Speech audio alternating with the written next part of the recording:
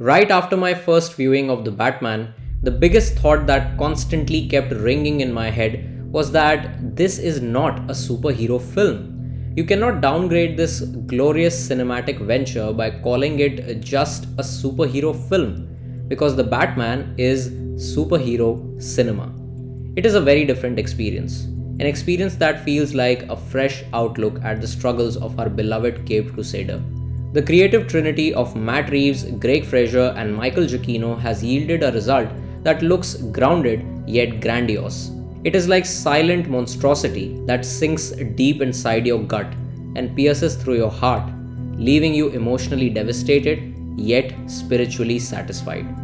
And no, I am not exaggerating one bit, because this timeless tale of our beloved Caped Crusader has garnered such immense fandom over the years because of how human this superhero feels.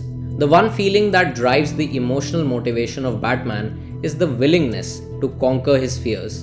And we have seen this willingness getting established as his belief in the previous films, especially Batman Begins. Bruce Wayne has been fighting with his fears since he was 10 years old. The one incident that left him scarred at that young age was the murder of his parents in front of his eyes. The opening monologue of the Batman includes this line that says, "Fear is a tool," which basically refers to the bat signal and what it should mean for the bad guys of Gotham. But fear is also a tool for Batman himself because of how his beliefs take shape with time, how his emotional motivation is driven by the spirit of conquering his fears.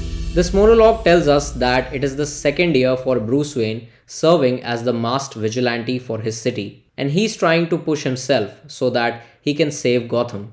And this film does a great job of encapsulating his struggles of vanquishing his fears by introducing Riddler as the force of antagonism, a strong external conflict that also knows how to cause damage to the Batman internally. We can say that his riddles are meant to serve as internal obstacles, and the situations associated with those riddles are external obstacles. These riddles and situations also create points of no return for our protagonist, and honestly, the way these riddles get solved is both darkly comedic and genius at the same time. I mean, come on, thumb drive and URL, that stuff was brilliant. Or in Gordon's words, oh, this guy's hilarious. But the most brilliant moment for me in this film was a plot point that serves as the gateway to the climax. After the Riddler getting arrested by GCPD, the police and Batman search his apartment where they find out everything about his nefarious plans. Batman and Gordon realize that there is one final riddle pending to be solved, but the discovery of that riddle, the sheer effort to reach that envelope to see what lies ahead, that is where we witness the most brilliant moment of the film. There is an envelope inside the cage, but that is not the only thing inside the cage. What's accompanying the envelope is an actual bat. And you will notice that director Matt Reeves has put in special emphasis on this moment because there is a lot more to be conveyed. This act of taking out the envelope from the cage means something for both Batman and Bruce Wayne.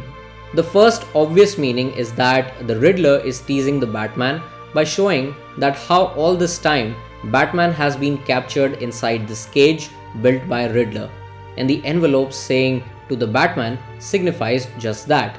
Also, since this is happening after Riddler getting arrested by the police, it solidifies the strong hold of Riddler on every movement of the Batman. Now, the second meaning that I think this shot is trying to convey is how it is once again time for Bruce Wayne to conquer his fears. As a young boy, Bruce was scared of bats, and the reason why he chose to be a vigilante dressed like a bat is because he wanted his enemies to share his dread. And this very moment of taking out the envelope once again questions the strength of his willingness to conquer his own fears. This bat is not just reminding him about his haunted childhood, but it is also reminding him about the responsibility of saving the city from the brink of collapse that he chose to undertake on his shoulders by accepting his fears and turning them into his own superpowers. His choice of forgetting his own scars and healing the wounds of his city of Gotham. Therefore, he puts his hand inside the cage, takes out that envelope, and destroys Riddler's plan of literally drowning the city into the depth of darkness by becoming the ray of hope, the guiding light that will show the people of Gotham that there is still a new morning waiting for them. That is the reason why this ending monologue hits so goddamn hard. Vengeance won't change the past, mine or anyone else's. I have to become more. People need hope, to know someone's out there for them. The city is angry, scarred, like me. Our scars could destroy us, even after the physical wounds have healed. But if we survive them, they can transform us. They can give us the power to endure and the strength to fight. So this was a quick attempt to explain my utter benevolence for the Batman.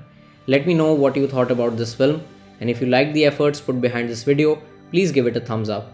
You can also show your support by hitting the red subscribe button and pressing the bell icon. Thank you so much for watching. Long live cinema, and I will be back soon.